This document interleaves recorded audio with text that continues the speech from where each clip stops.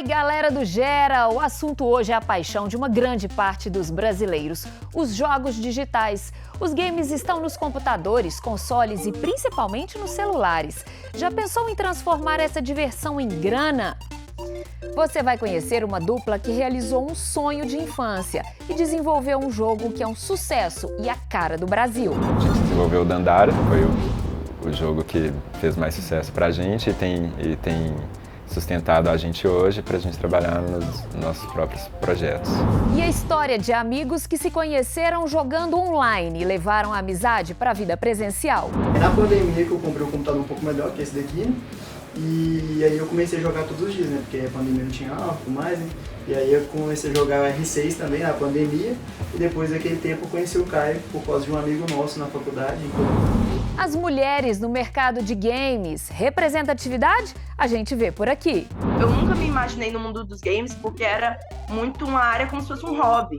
Eu criava jogo em casa e ficava pesquisando de hobby mesmo. Eu nunca imaginei de ser uma coisa séria, que eu estaria dando aula sobre isso. O que fazer para entrar nesse mercado que não para de crescer no Brasil e no mundo? O comando ele acontece pela interação do usuário. Então, o número de possibilidades para cada coisa acontecer, ele cresce demais.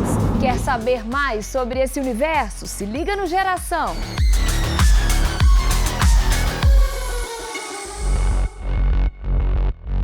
O mercado de jogos digitais no Brasil cresceu muito nos últimos anos. O aumento do acesso à internet, a popularização dos smartphones e o interesse pela cultura gamer impulsionaram o setor. A mistura desses fatores ajudou que jovens como Lucas e João entrassem no mercado que eles sonhavam desde crianças, o de criação de games. Oi, eu sou João Brant, eu sou desenvolvedor de jogos na Longhead House.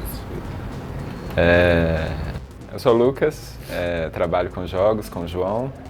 A gente se conheceu na faculdade, na UFMG, estudando ciência da computação. A gente sempre teve esse interesse em trabalhar com jogos, né? Então ali deu esse interesse, a gente começou a botar em prática ali no final da faculdade. E tem dado certo, né? A gente desenvolveu o Dandara, foi o jogo que fez mais sucesso pra gente e tem sustentado a gente hoje para a gente trabalhar nos nossos próprios projetos.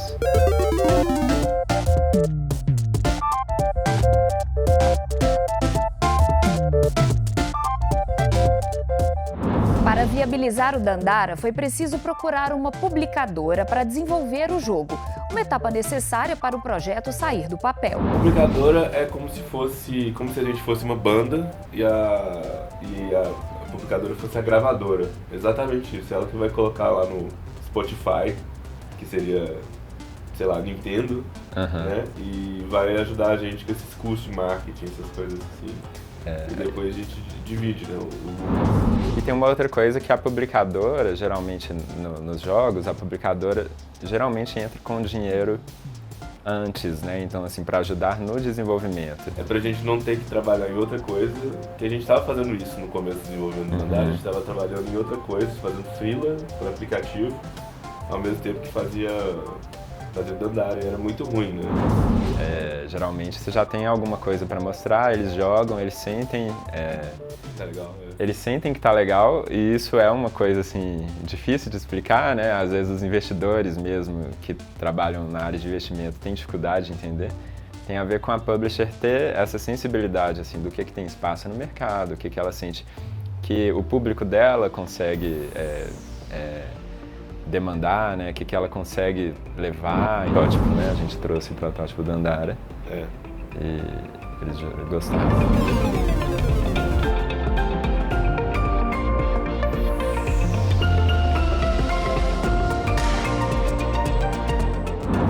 Mecânica desenvolvida, hora de pensar na narrativa. E aí veio a chance de construir uma história com puro suco de Brasil. E a figura da Dandara virou heroína. A mecânica já estava um pouco desenvolvida. E aí a gente começou a pensar nessa questão, né, de não ter gravidade, de você andar, explorar muito, ficar meio às vezes de cabeça para baixo, ou nas paredes, Isso. etc. A primeira coisa que a gente pensou foi fazer um cara, soldado, Um soldadão. uma arma, nada da gente. A gente tava numa época que a gente estava meio que refletindo sobre, assim, a gente estava vendo filme brasileiro. De onde vem a narrativa que a gente está criando, né? A gente começar a se questionar isso. Tipo, essa coisa de Sylvester Stallone fortão atirando é uma coisa muito americana, né? Que a gente está simplesmente copiando, não é nosso. Já que o jogo é diferente pra caramba, vamos tentar fazer a história diferente também e usar a brasilidade. A gente sabia que tinha luta, né, no jogo. Então a gente começou a procurar na questão dos conflitos, na história brasileira. E a gente pensou no conflito de Palmares, que é tipo não falado, né, muito. Isso. Fala na escola um pouquinho, mas eu não tipo, só de olhar pra isso um pouco, descobri o tanto que é interessante, né? E durante esse interesse veio a personagem da Dandara dos Isso. Palmares. Começa a mudar a história, o que vai ser a história, mas aí vai ficando esses elementos, né? Até um ponto que a gente percebe que não tem como mais você tirar o nome de Dandara da personagem, o jogo perde o sentido. Porque ele começou a ficar vinculado no sentido assim que se a pessoa quiser entender o jogo, ela tem que conhecer Dandara dos Palmares para conhecer mais ou menos a história que a gente está contando. É lógico que ela vai ter que interpretar, mas o jogo não conta a história de Dandara dos Palmares e ele não faz sentido sem a história de Dandara dos Palmares. A gente começou a abraçar essa ideia de referenciar o mundo de fora do jogo, né, o mundo real, e entender assim que à medida que as pessoas querem conhecer mais da narrativa do jogo, elas têm que conhecer mais de alguma coisa externa. Eu acho que isso transformou o jogo numa coisa muito legal, né? Tipo assim, a gente tem relatos assim de pessoas que começam a conhecer ainda mais do exterior, né, que não conhecem a história do Brasil, que fizeram pesquisas, conheceram a questão da escravidão no Brasil, que pesquisaram quem era Dandara dos Palmares, O que era Palmares. o que era Palmares e até assim outras referências que a gente tem, a Tarsila do Amaral também, conhecer a história.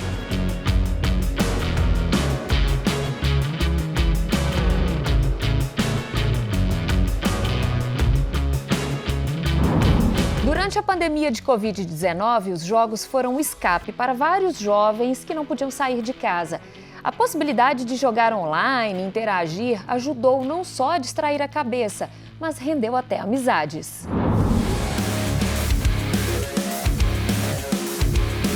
É na pandemia que eu comprei um computador um pouco melhor que esse daqui, né? E aí eu comecei a jogar todos os dias, né? Porque a pandemia não tinha aula e tudo mais, né?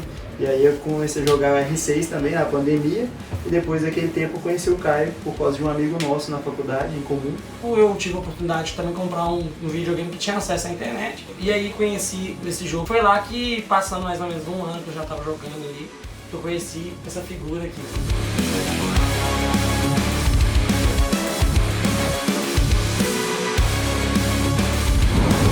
No jogo a gente conversava bastante, né? A gente começou a trocar mais ideia depois de um tempo, a gente jogava junto. Mas começou, tipo assim, chamando o outro pra jogar e tal, porque eu e o Caio era muito zoeiro no jogo, né? Eu jogava mais sério, o Caio jogava mais zoando, só ficava estressado com ele e tal, não sei o quê, só que mesmo assim a gente divertia bastante, brincava bastante durante as partidas. E aí a gente começava a chamar um ao outro pra jogar e tal, na zoeira, e começava a brincar, e aí depois começou a se conhecer um pouco melhor, né? E com o passar do tempo a gente começou a começar a expedir outras coisas por fora também, né? A pandemia também aproximou a Clarice dos games. Ela sempre gostou de jogar, mas como não podia sair de casa, usou os jogos quase como uma terapia. Olha como ela descreve essa sensação. Eu desconecto do mundo. Ao mesmo tempo que a gente está conectado, eu desconecto do mundo daqui. É para poder aliviar também, distrair. Principalmente nisso da pandemia, que eu morava em uma casa com mais 4 pessoas. Eu, meus 2 irmãos, meu pai e minha mãe. Então, era o meu momento de poder relaxar e poder desconectar e até ser uma forma de terapia, se eu posso dizer assim, para ficar mais tranquilo.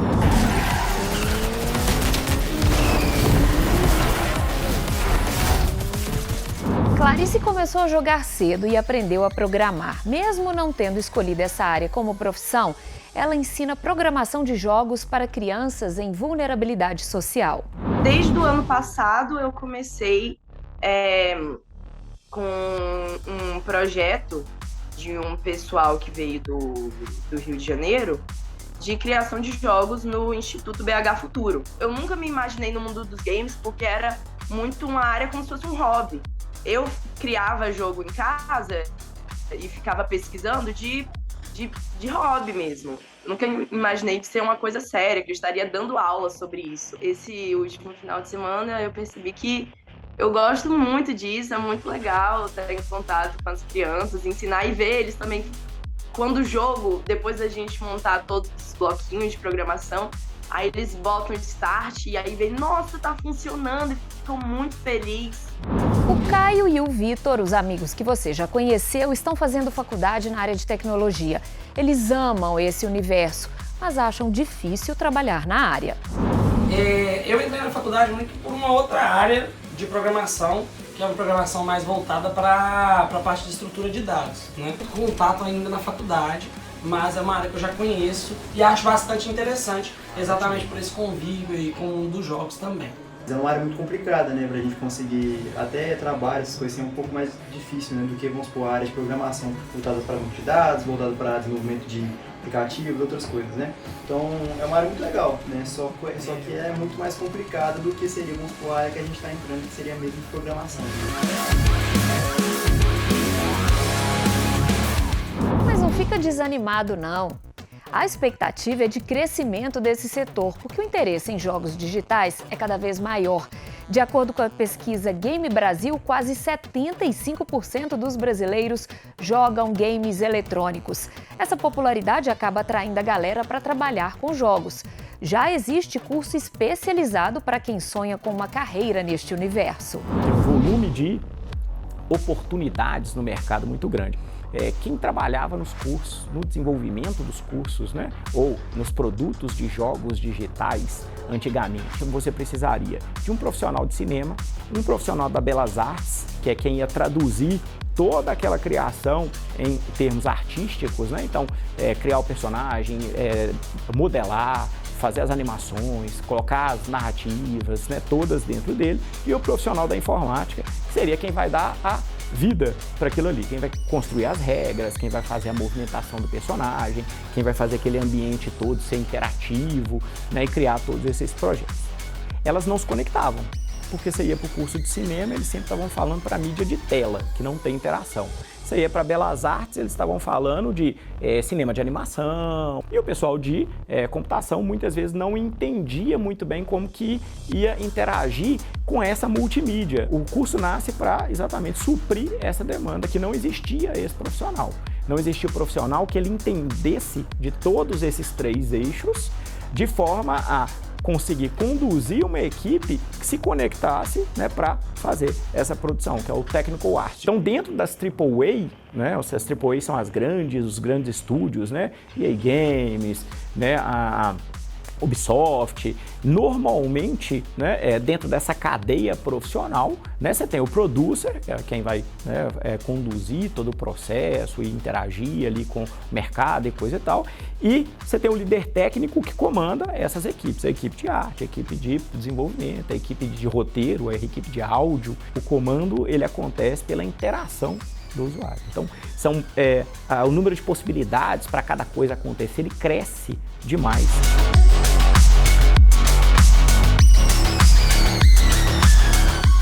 E como anda o mercado no Brasil? Dá para investir aqui? No próximo bloco, a gente fala das oportunidades para quem quer ganhar dinheiro nesse universo. Eu volto já.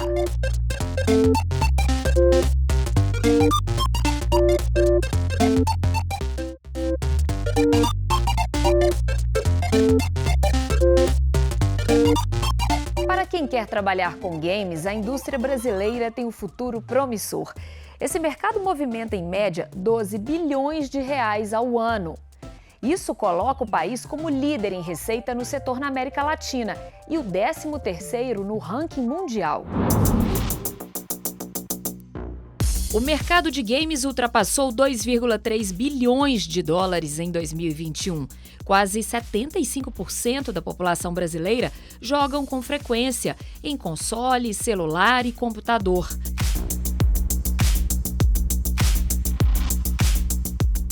O Brasil tinha 1.009 estúdios na indústria de games até o ano passado. Em 2014, eram 133 e em 2018, 375. A estimativa é que entre 2014 e 2018, o número de desenvolvedoras tenha crescido cerca de 167%. E entre 2018 e 2022, o crescimento tenha sido de 152%. O relatório da XDS mostrou que o Brasil foi eleito um dos principais players em desenvolvimento de games no mundo, atraindo muitos recursos. Só para ter uma ideia, foram investidos mais de 20 bilhões de dólares em startups brasileiras de jogos nos últimos 10 anos. E a demanda por profissionais dessa área vai além dos grandes estúdios.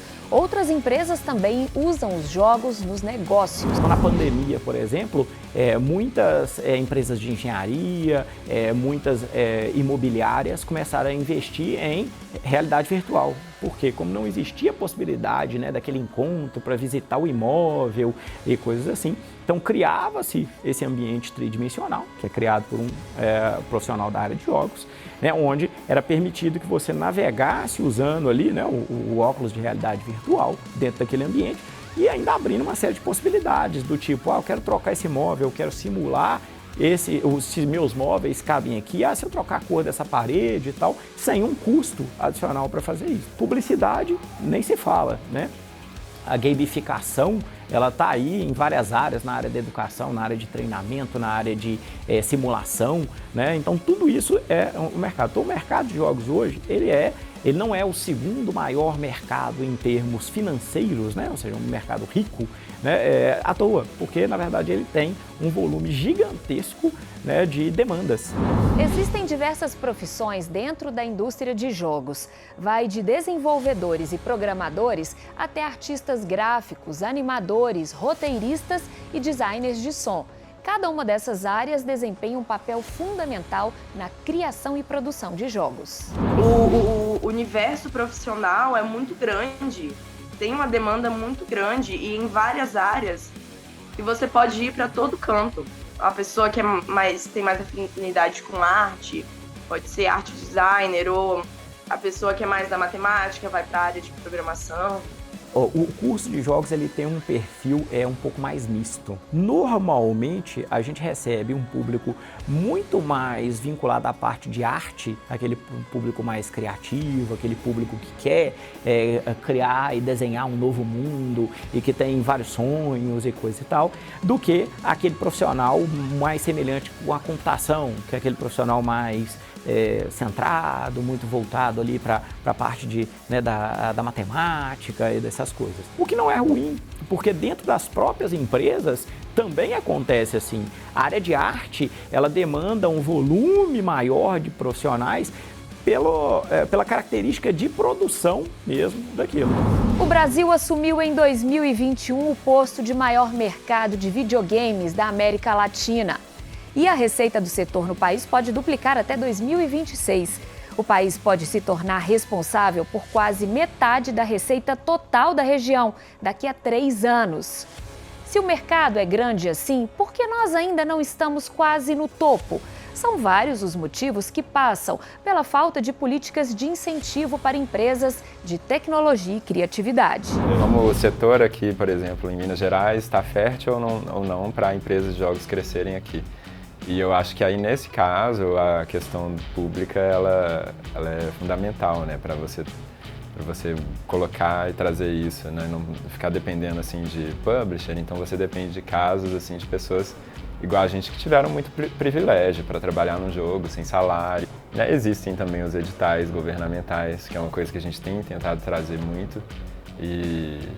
E agora, por exemplo, a gente tem a Lei Paulo Gustavo, que é uma oportunidade também de trazer dinheiro para os jogos, fomento. Falta um pouco de incentivo nesse ponto de fomentar startups. Então eu vou dar um aporte financeiro, infraestrutura e coisa e tal. Então faltam iniciativas desse tipo, né, por parte da iniciativa privada, por falta do governo, para que a gente pare de simplesmente produzir sob demanda de contratação. E no Brasil a gente não tem um grande incentivo nessa área, até porque desenvolver um jogo não é barato.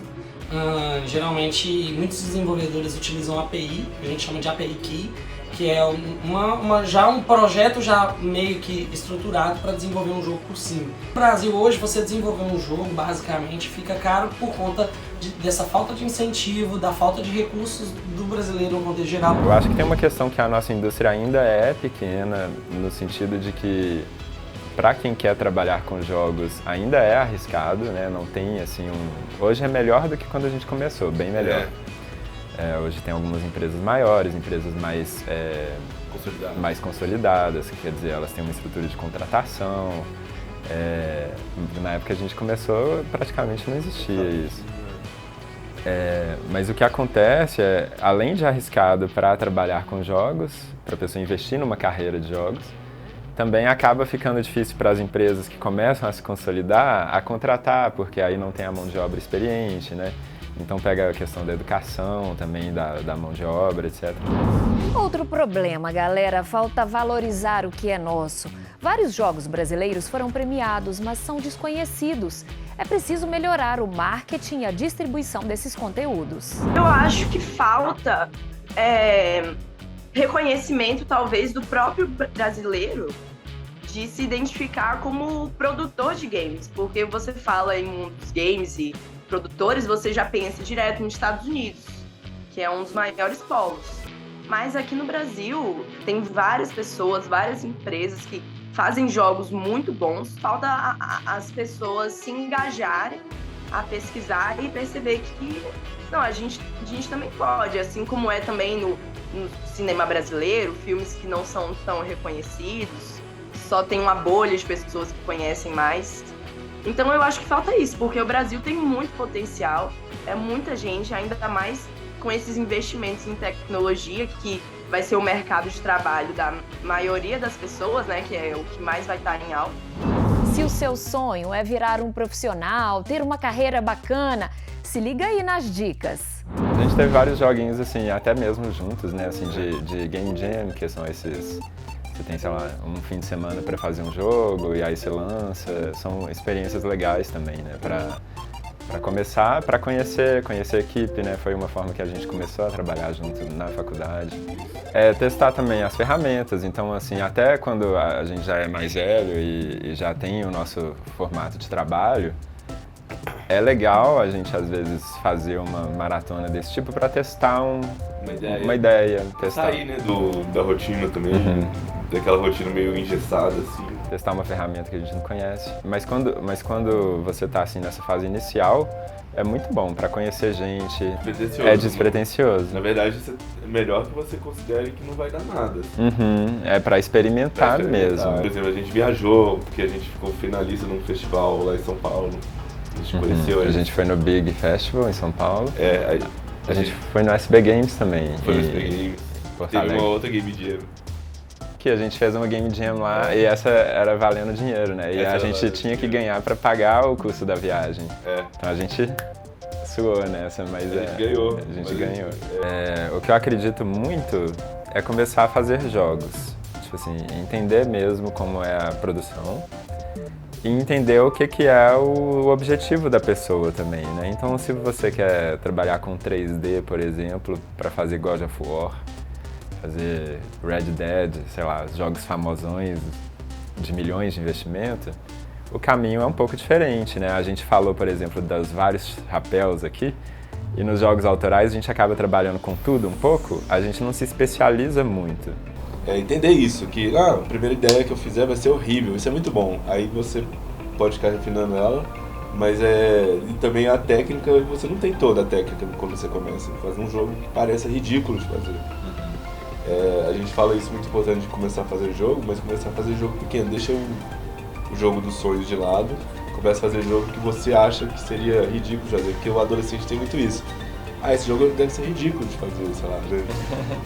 As pessoas subestimam o trabalho de fazer jogos. Justamente fazer esse jogo.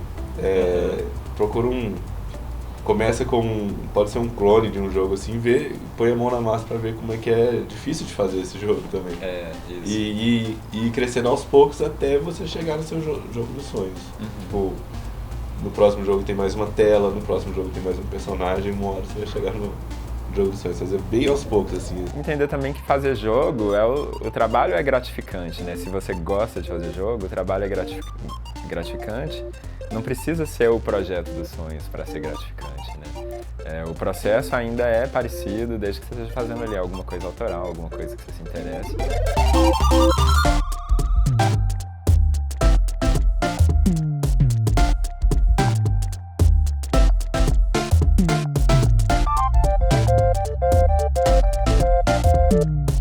A cultura gamer no Brasil é diversa demais, gente. Os jogadores têm diferentes idades, gêneros, classes sociais, é uma comunidade muito ativa. Você viu que isso movimenta cifras milionárias. Há dificuldade, sim, para quem quer ser profissional deste universo, mas as projeções são muito otimistas. Fora que trabalhar com o que se gosta, né, não tem preço. Se essa é a sua vontade, corra atrás de cursos, se profissionalize. Quem sabe seu nome não vai estar envolvido com o próximo game de sucesso? Por hoje é isso, gente. Até o próximo Gera. Tchau!